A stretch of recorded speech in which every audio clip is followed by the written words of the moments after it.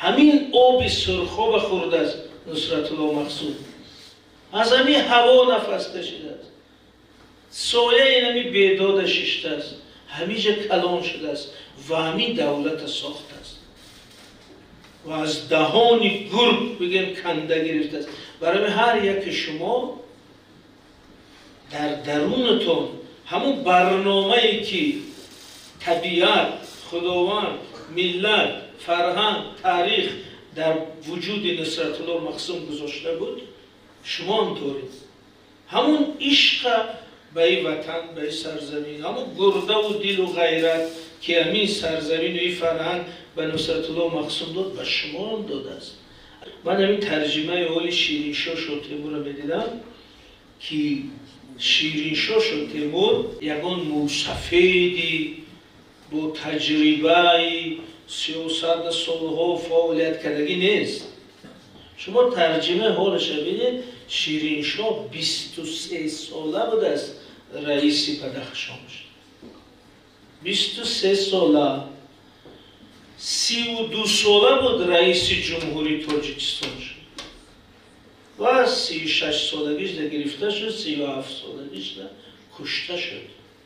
یعنی این یک جوانی تاجیک، یک جوانی یعنی کوهستان که همون خیلی گرده و دلی بزرگ داشته است که در 24 سالگیش دولت ساخته است، در 32 سالگیش راهبری همین جمهوری بوده است و در همین جوانیش همین کار کرده است. نصرت الله مقصود هم همون موسفید نبود.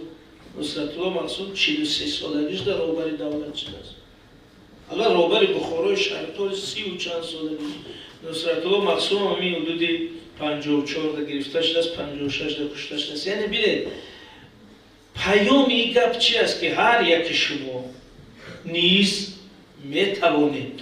از این رو ما وقتی قهرمانا را به یاد بیاریم باید خیال نکنید که نوکیم چه بزرگانی افسانوی بودن. اونا نمی جوانانی و غیرتی همین دیه ها، همین دره ها، همین کوه ها بودن که رفتن دولت صلحی کردن. شما این کار میتونید. همین اخیراً من در خوجند بودم هفته گذشته. ما در همین کتابو میخونیم که تیمور ملیک در دریای سیر جنگ کرده است و در داخل دریای سیر یک جزیره بودن. تیمور ملیک در همون جزیره رفت با اسکراش، با کشتیاش و از همونجا با مغولا جنگ کرد. این جزیره ای که تیمور ملیک از همونجا جنگ کرده است در کجا است؟ و من رفتم همون جزیره یافتم. گفتن کنی تیر از اینجا چند می رفته است، مسافه چند بوده است. این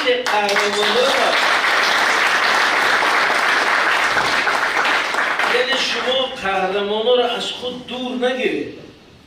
همین رفته دهه نصرت الله مقصود، اما سنگی که بالاش داشته است بالا هم ده بار بشکنید که همین منم میتوانم مثل همین قهرمان باشم. بنابراین یک پیوند زنده با اونو. اینه در امریکا من رفته بودم، یک حادثه مهم هست، شورش چای برای استقلال امریکا. اونا از همین غلاما از کشتی قوطی‌های چای رو پرتافته بودن به اقیانوس. طلبه‌های صنف‌های بالایی میدونن تاریخ امریکا ده. و حاضر همون کشتی رو ساختن، از همین پیدا پلاستیک قوطی‌های چای ساختن. تمام مکتب بچه‌ها میره و از همونجا چند تایی همون قوطیه به اقیانوس میپرتاید. طلبه‌ها اکسکورسیا و میگن ما در شورش چای اشتراک کردیم. برای من تو در همون خوجندی در همین جزیره یک جا کنید، یک دو کمان مونید، هر طلبه آمدن طرف مغول چند تیر زند همینجا.